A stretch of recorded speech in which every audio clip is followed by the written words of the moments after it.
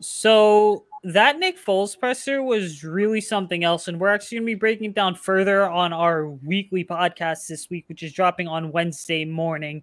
But what's up, guys? Welcome into the Fireside Bears YouTube channel. We're back after a 2-week hiatus because Max was sitting in the woods in the middle of Nowheresville, Michigan. I'm going to say in a cabin, but Usayd and Max Smith here. You can follow us on Twitter at Usayd and at Max Smith ESM. You can follow us on Twitter, YouTube, Facebook, TikTok, and Instagram at Fireside Bears. Max, I know it's been a while, but I said this last week, and I'm going to say it again this week. The season's finally descended upon us, which means from here on out until next June, man, it's going to be a really fun time because there's always going to be something to talk about. Yeah, we're back after the grasping for straws for storylines phase of the offseason. We finally have things to point at and laugh at or be sad about or really scratch our head about. And I think that Nick Foles presser is one that combined all of those together. And most of Bears Twitter and the Bears community is going, okay, when are we going to get rid of this guy?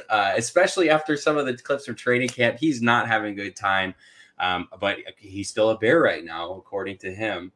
But I mean, it's just crazy. And you're right. I was in a cabin in the woods in Michigan. By the way, not a single local news outlet in Michigan talked about the Lions. I'm not joking. You'd think that they talk about their own professional football team, but I guess Michigan's not very proud of their Lions. I don't blame them. But no, it's really interesting being on the other side of the lake there and seeing what football is like over there. Glad I didn't grow up in Michigan to be an NFL fan. That's for sure. Look, I don't. Let's just look. If you, I didn't even watch the whole Nick Foles press conference. I watched parts of it to get an idea of like what Nick was saying, especially if after it was trending on Twitter on Monday afternoon.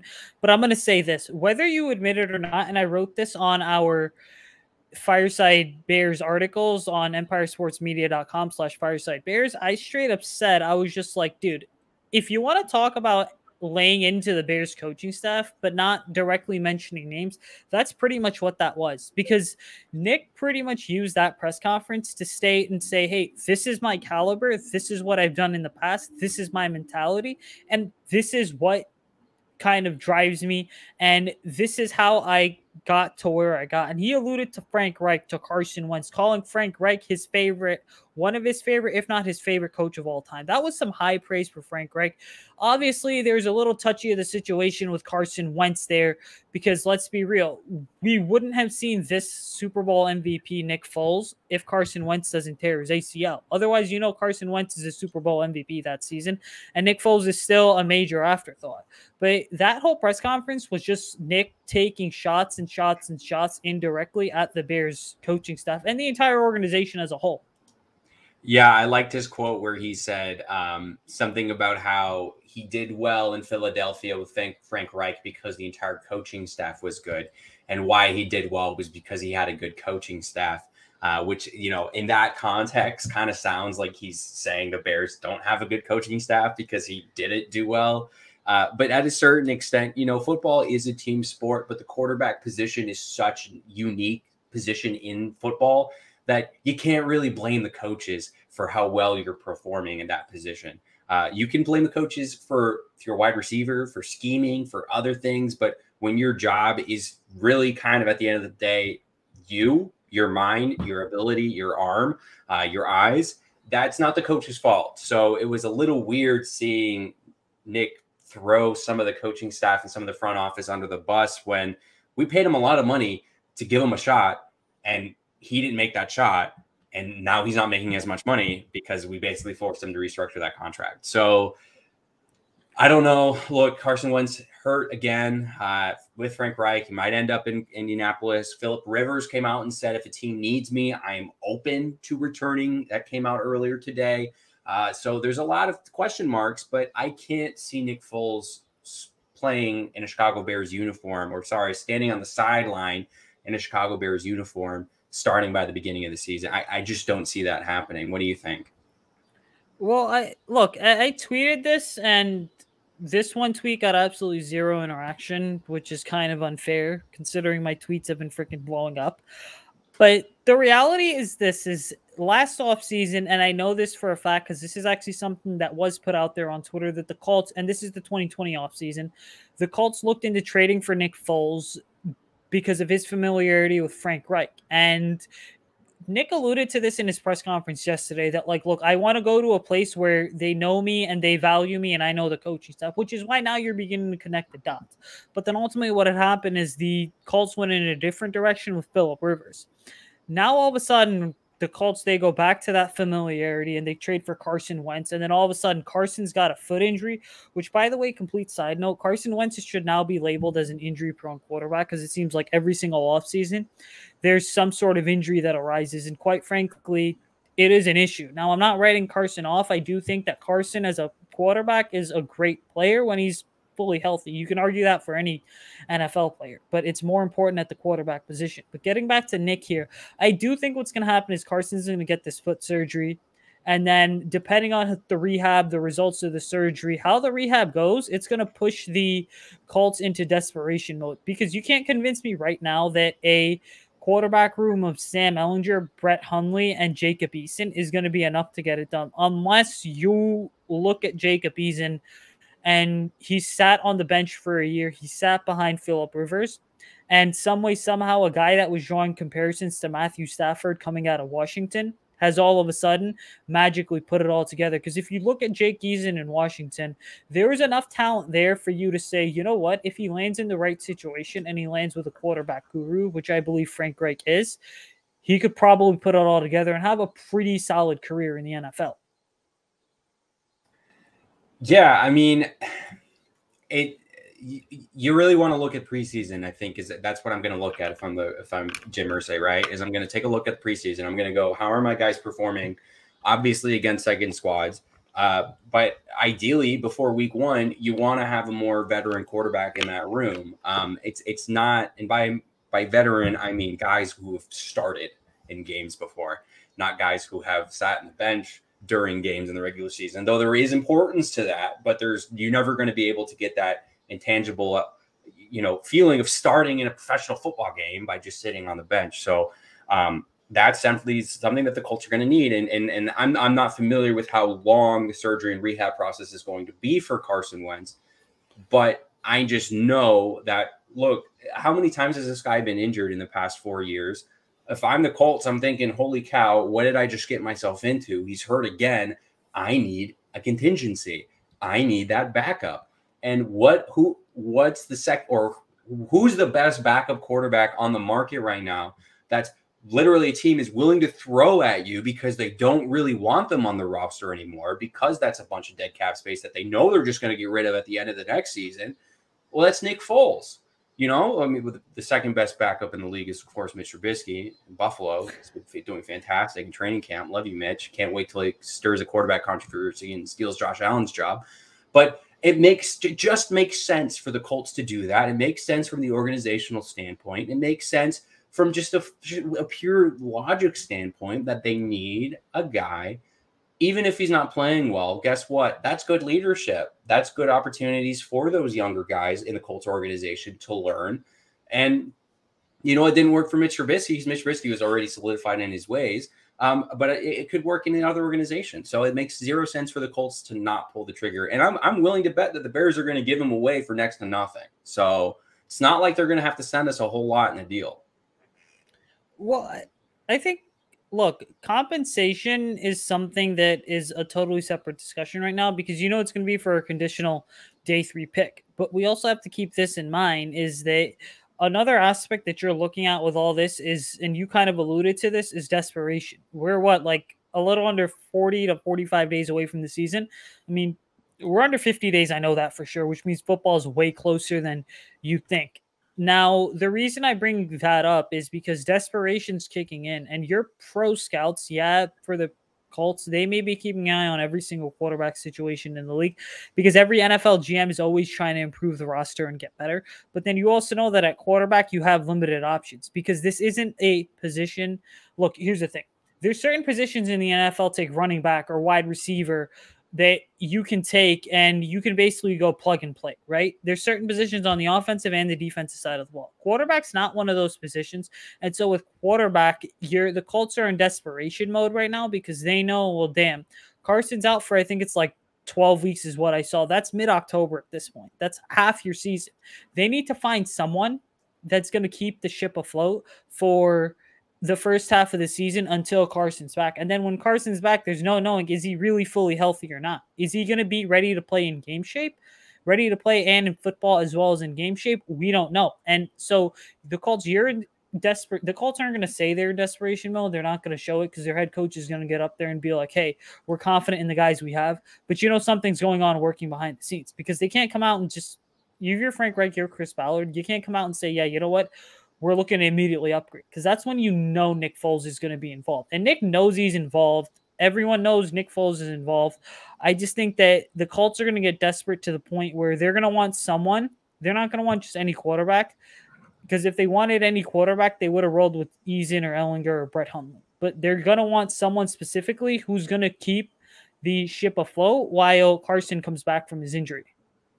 Yeah, and I just looked it up. The official number is 5 to 12 weeks. So if it's 5 weeks, which it probably won't be, even though the surgery went well and was incredibly clean, according to Frank Reich, that puts him at the beginning of September, which puts him in time to start the regular season. But odds are it's not going to be 5 weeks. So regardless, you're looking at week 1 to week 2 without Carson Wentz. So they're going to have at least a stopgap to figure out how do we get a guy in town before Carson Wentz is ready to roll. But outside of injuries at the Colts organization and Nick Foles, there's a good amount of injuries going on here in Chicago. That little got Bears Twitter sweating a little bit. What's going on with that front in the Bears injury report? Look, I mean, and it's Tuesday, August 3rd when we're recording this. Listen, Eddie Goldman's back on the COVID-19 list. You don't know what's going on there, but it's concerning because you're talking about a player that hasn't played football since week 17 of the 2019 season. You got Christian Jones, Elijah Wilkinson, as well as Patrick Scales being placed on the COVID-19 reserve list. That's a bit concerning right there. Why? Because Christian Jones has been having a strong training camp, according to my own observations, plus everything that's being put out there by everyone that's at Hallis Hall on the ground every single day. And then you also look at Elijah Wilkinson, a guy that certainly Matt Nagy has labeled as a potential starter at left tackle if Tevin Jenkins shows that he's not ready. Patrick Scales, you're bringing continuity for Cairo Santos and Pat O'Donnell being the long snapper. Patrick Scales is developing into a good long snapper, and those long snappers are hard to come by in today's NFL. Even though they have Adam Redmond on the list, on the roster, that is a guy that is a pretty solid long snapper, but he ain't comparable to Patrick Scales. And then on the other side, the big question is, what the hell's going on with Tevin Jenkins? I expect Jermaine Ifedi and Eddie Jackson to be back, and we need those guys back ASAP. But Tariq Cohen, it's been nearly 11 months since your ACL injury. Something tells me you're not where you need to be, and your athleticism, your shiftiness, your ability to be elusive, plant your foot in the ground and make those cuts. That's what makes you such a dynamic running back. That's where your ACL comes into play. When that's an issue, you know what? You legitimately have a problem on your hand. Now, the silver lining for the Bears is that they do have Damian Williams, who's been fired up in camp. They do have Khalil Herbert, who, by the way, is a really solid player as well and is a big play threat when you get the ball in his hands. So Tariq Cohen saying you should be concerned, but you shouldn't be concerned. And then Tevin Jenkins, what's going on with you? You cut Charles Leno Jr. Why? Because Tevin Jenkins was a top 20 draft prospect that fell all the way to 39th overall. Right now, Tevin Jenkins is hurt. So what's going on there? The Bears are just going to say, yeah, he's coming back. I really think what it is that it's something more serious that the Bears aren't going to disclose. Because remember what happened to Trey Burton a couple off seasons ago? Yeah, Trey's fine. He's here at camp. He's good. He's good. He's going to be back soon. We're easing him in. We don't want to risk re-injury because he had surgery. All of a sudden, he ends up missing the entire season. What's up, Tevin Jenkins? Where are you? This fan base is fired up to see you. So that's the whole injury rundown for the Bears. Yeah, and I just want to make a quick comment on kind of the organization, and this is something that a lot of fans and a lot of media commenters have been saying over the past couple of weeks is, and this is something that everyone who's familiar with Hallis Hall knows is something has to stop with the lack of transparency. The fact that we don't know much about what's going on isn't good for the fans. It isn't good for the media. We already know what's going on with Carson Wentz. We know he had a foot surgery. We know his timetable. We know his recovery. that's what you want out of an organization, right? Because you want them to, you want to be able to know as a fan, I'm fired up about Tevin Jenkins coming into town. Well, all I know is that he has something with his back. Okay, can I hear exactly why? Can I get a reason? Can I get exactly what happened? Can I get a timetable? I haven't seen any of that. Maybe I'm not looking in the right places, or maybe it's just the organization refusing to tell anybody what's going on, like the Trey Burton situation where we never really knew that he was hurt the entire time.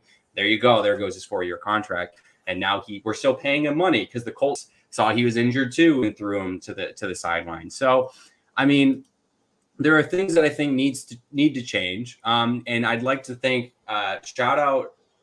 huge shout outs to a couple people for giving us content during training camp. Greg Braggs over at Braggs in the Stands has been super clutch with some great videos. Seeing him all over Twitter. He's like the only guy out there that's able to get videos of Bears training camp out to the people, which has been great for the first day in pads. Shout out some guys from Barroom Network who have been able to do that as well. So thank you guys for allowing us, Bears fans and Bears commentators, to look at videos finally. And, you know, what we're seeing out of some of these videos in training camp is Justin Fields looks good in pads. Justin Fields has been taking some really good snaps. Fans are super geeked to see Justin Fields in pads and do anything, even if it's throw a ball to Riley Ridley, who is completely smothered by Jalen Johnson. Good to see Jalen Johnson's in peak form already. That's really good news. And like you said, Damian Williams is having a fantastic time. And David Montgomery apparently is looking really strong, looking really good. So we're hearing a lot of good things, but the injury concerns at the O-line are what's really scary. Top 3 tackles didn't dress up with pads, and we saw Latavius Simmons potentially get hurt on a snap against Akeem Hicks earlier, where it looked like Akeem Hicks just blew him up, but in reality, it looked like he just pulled a hammy. Latavius Simmons just falls to the ground and just immediately grabs his leg and he's rolling around. And I put a tweet on my Twitter about that. So we could be looking at some O-line issues. And I think it's funny that like the names that we talked about on the show for the past couple of weeks are the names that have gotten injured. Maybe there's a little curse here going on. I don't know if you recognize that, but I did. But you know, the good thing is it's in my book, it's better it happens now than later. Nothing seems ridiculously serious, though I would like to hear more about what's going on with Tevin Jenkins. Hopefully Katie Simmons is okay. Larry Barham is still doing all right. So, I mean, there's definitely storylines to watch injury-wise, but here's my biggest concern, and I said this, is Lollapalooza, ladies and gentlemen, is going to be ground zero for a second outbreak of COVID-19 in our beloved city of Chicago. The COVID-19 injury or reserve list is going to get bigger on this team, even if they're vaccinated. We know the science. CDC put out all that guidance and stuff they just put out.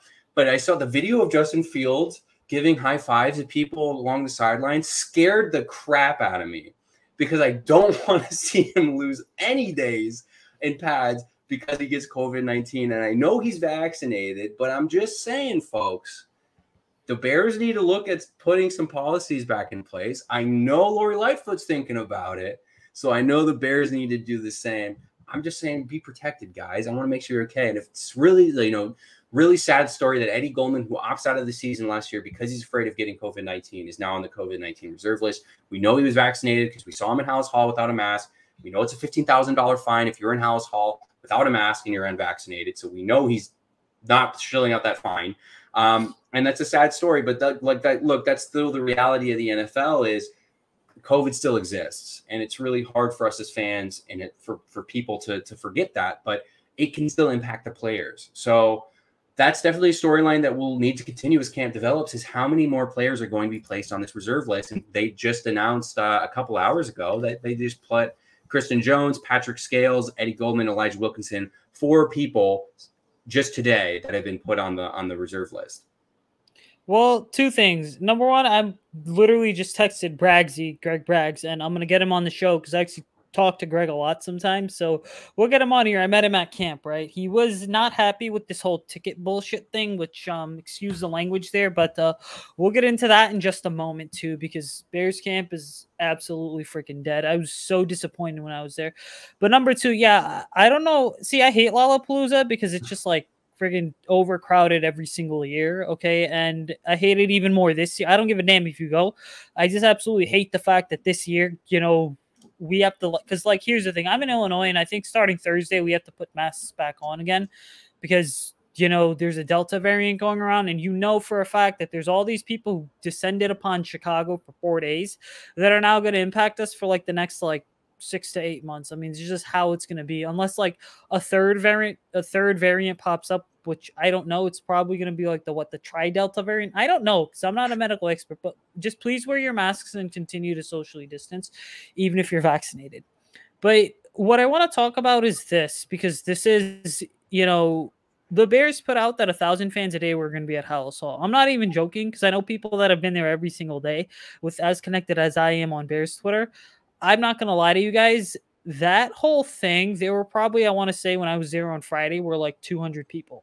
And I know I'm going to sound like a complete jerk when I say this, but if they're giving you the dates ahead of time and you get selected, you need to commit to going. If you don't do so, then you know what? And you can't make it, or it's a 50-50 chance, just don't sign up, because there's people in the Chicagoland area that legitimately want to go that are not going to have an opportunity to go. I was driving back from Hawthorne Woods, dude. It was 10:30 at night because I was taking, my sister somewhere. We were coming back from a freaking party, dude. Family friend type thing, shindig. But I get back, and one of my guys texts me, and he calls me, and he's just like, "Hey, you're the winner for the giveaway. I'll see you in Hallis Hall tomorrow." And I'm like, "Hell yeah, I'm going to Bears camp." I didn't even know I was going to go until the very last moment, basically. So my whole thing is this: is Bears camp. Look, just for the next couple of weeks, we got about 2 to 3 weeks left of open practices. If you can't make it, give your tickets to someone else. And the Bears, you guys need to manage this better and keep the raffle system. Let people sign up. But if they don't create a wait list, people don't commit, then you know what? Within a 24 to 48 hour period of being selected, then you know what? Move on to the next person in line, because there are so many people like our guys Sam Stevenson and AJ Desai who would love to go that just can't go. And for the fans that do get to go, and hey, listen, the head coach shouldn't have to come over, all right, and get on the mic and tell you guys, hey, you know what? Bring some juice, bring some energy.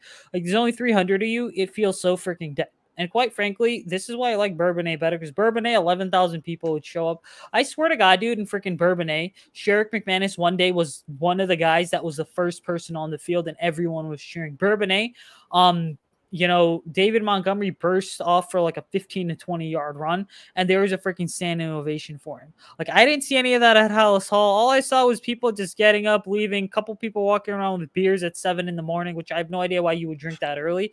But it was just like, it was just Hallis Hall this year. I'm not even gonna lie, it's a great facility. It just was so freaking disappointing. Oh, and the most relevant observation of all is that why are the Bears practicing on turf at Hallis Hall, but then they get to Soldier Field and play on actual grass? So this just freaking convinces me and tells me that Robert Quinn probably looks better in practice because it's turf, but then can't execute on game day. Which, by the way, Rob, I wish you a good luck for the season. It was great meeting you. Congrats to your sister on the Olympics.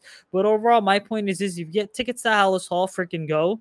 Otherwise, give them to someone else who wants to go. Yeah.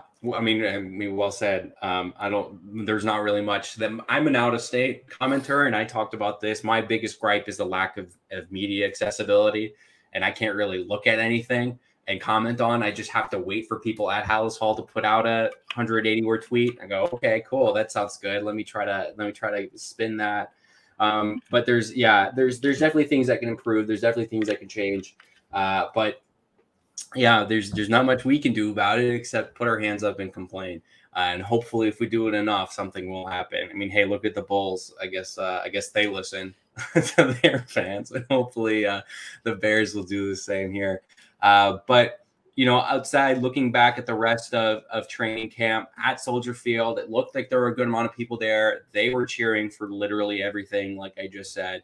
But there's still a good amount of storylines here to follow for training camp. What's the number one thing that you're looking forward to for the rest of training camp and as we begin to prepare for the preseason? See, what I'm looking for is, and everyone's going to talk about the quarterbacks, right?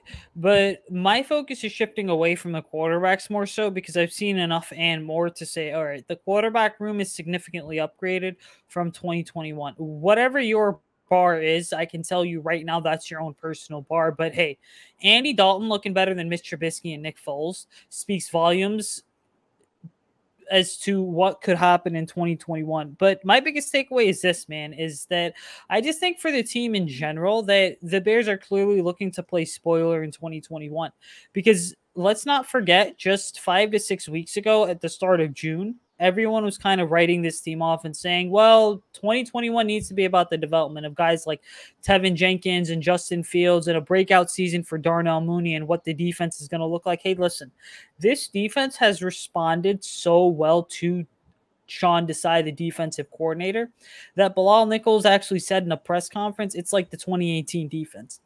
That right there means that this defense knows that people are writing them off, whether it's local or national media or the fan base. And guess what? They are ready to surprise some people in 2021 and say, hey, you know what? Yeah, we have 5 to 6 starters that are around the age of 30 or just over the age of 30. But guess what? We're going to freaking surprise you and shut your mouth up in 2021. Another thing, I think this offense is going to be significantly improved. And that's because Andy Dalton, and he stated this in press conferences, is open and willing to continue challenging Matt Nagy throughout the duration of training camp and say, hey, Matt, I know that traditionally in your offense, you've run this concept this way, but hey, guess what? I have experience running this concept, but in this way. So your viewpoint is through the Andy Reid West Coast spread offense type thing, but this is my viewpoint from having played alongside Bill Lazor in Cincinnati and having a different set of playmakers with varying skill sets that have allowed me to run the exact same thing or a very, very similar formation or concept or play, albeit in a slightly different manner. Yeah, that's a good storyline. Reuniting Andy Dalton with Bill Lazor. Obviously, Kellen Moore had a year. It's so weird that he's an OC, but he is with Andy Dalton for a year in Dallas. Yeah, I mean, the Andy Dalton storyline, obviously the quarterback is going to be the most watched positional battle here. Training camp in the preseason is how is Andy Dalton looking? How is Justin Fields looking? Who deserves to be started day one? But the defense is definitely something that we should all be watching. Injury, like specifically an injury, like you mentioned, it's an older defense. A lot of people have written them off. I love Sean Desai. I've talked about him this entire summer and how much I love him.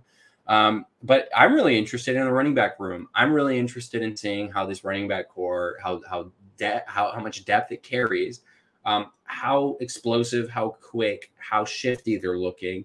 Considering Tariq Cohen won't be available, he's on the PUP list until week 1 is what they're saying. So he's weeks away. We have some depth. Can guys step in and provide that elusiveness, that speed? So far, it's looking good. I'm going to be looking towards Cole Komet. How is he looking? Is he making any improvements? There was one report saying that his ability to separate has drastically improved. In a breakdown on this channel, I say the number one concern with Cole Komet is his speed, is his ability to separate from defenders. If he can fix that, he is going to be a top 10 tight end in the league. I'm willing to put money on that in his second year in the NFL. He has every intangible he needs. He just needs a separation. So I'm going to be looking for that, his ability to separate from defenders here against a solid linebacking core in training camp to do that. Probably the same or higher caliber defenders is going to be playing against in the regular season outside of when we play the Buccaneers, because they have the best linebacking core of the league. So we won't even mention that. Shout out the Buccaneers. Please, hopefully we win again. I'm going to be at that game, by the way. I'm really excited about that in Tampa, where Bears at Tampa. I'm going to be sweating my butt off. But yeah, that's what I'm looking forward to. I'm looking at some of the positional battles, and I think everyone should be looking at what's happening with the offensive line. I know that's like the most boring thing to look at, but guys, it is the most important, especially when we're talking about quarterback play. We need to make sure our O-line is healthy. We need to make sure we have a line that's solid. We need to make sure James Daniels' injury isn't too serious. We need to make sure that everything is okay. So give all of your energy. If you pray at night, pray for the Bears offensive line. Give all of your cosmic energy to the Chicago Bears offensive line, and just hope that everything will be okay. Yeah. Anyways, so a couple things here. Great offensive line, great offensive performances start and end with what happens in the trenches. And if you win the game if you win at the line of scrimmage, you have a better shot of winning the game. I mean, We've seen great offensive lines make average quarterbacks look great, and we've seen bad offensive lines make great quarterbacks look completely average. Okay, if you don't believe me, just look at the last couple Super Bowls. What's happened is Nick Foles had a great offensive line in 2017, and you know what? He looked better than a lot of people expected. He's also an incredibly smart player. And then look at the Super Bowl this past season. I mean, Patrick Mahomes, makeshift offensive line. Patrick held the fort down, but did not perform at a high level, or the level that we're accustomed to seeing him perform. But ultimately, man, I mean, as week 2 of camp gets here, and we're going to be back on Thursday with another video, just kind of recapping what we see between Wednesday as well as Thursday. It's going to be really intriguing to monitor what does happen with the offensive line, because this is always the type of time of year where you basically experiment with multiple different combinations. And again, I don't know who's performing with what team and stuff, but I'll tell you guys this much right now, that the interior is clearly the most intriguing part of the offensive line, because you have Sam Mustipher, who I think is locked in as starting center, but then Cody Whitehair and James Daniels, what do you do with them, especially knowing that none of them really have extensive experience playing right guard? Both of them kind of played left guard. And then you have your tackles. Well, who's going to take over for Tevin Jenkins if he can't go? Is it going to be Elijah Wilkinson? Is it going to be someone such as in Alex Bars, who I know the Bears played at 3 or 4 positions last year? And then Jermaine Ifedi, he's going to be holding down the right tackle spot. What are you going to do with Larry Borum? So the good news on the offensive line is the Bears have a couple options, certainly more options than they have had over the last 2 years at this time. But we're going to get out of this thing, guys. Remember, listen, like, comment, subscribe to everything, okay? Give every single one of our videos a thumbs up, because the more this channel grows, the better content we can provide you.